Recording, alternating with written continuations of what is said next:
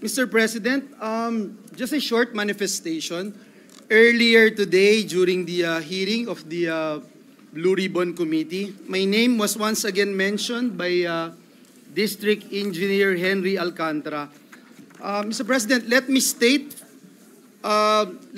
this clearly at the very start. I am fully prepared to be investigated on these allegations.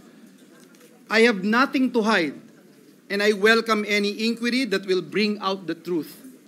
Mr. President, in fact, if we carefully review what transpired this morning, it was clear, very clear, from Mr. Alcantara's own statement that, number one, Mr. President, Mr. Alcantara said, hindi po ako nag-request ng kahit anong flood control project. Sinabi din po niya, wala po akong alam at hindi rin po ako kailanman sinabihan tungkol sa mga proyektong yan. Ang request po ng representasyong ito ay multipurpose buildings para sa aking mga kababayan sa Bulacan at hindi po flood control. Sinabi niya po yan. Sinabi rin po at inamin ni District Engineer Alcantara na may tulong daw siyang pinaabot pero hindi po sa akin, sabi po niya. At siya na rin po mismo ang nagsabi na wala po akong alam doon.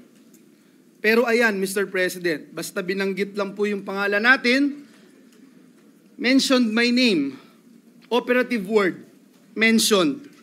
Mr. President, ano po ba ito? Masabi lang po yung pangalan natin at idadawit po tayo sa flood control issue kahit ang mismong testigo na ang nagsabi po na wala po akong alam. Mema lang, may masabi. I am ready, Mr. President, and my office is ready to be investigated that the truth may come out. At katulad po ng pagdalo ko kanina, Ginoong Pangulo, sa ICI, nakahanda rin po akong bigyang linaw ang mga bagay na ito sa anumang forum o lugar at patunayan na mali, malisyoso at pawang kasinungalingan lamang ang ipinupukol po sa ating pangalan. Maraming salamat, Ginoong Pangulo.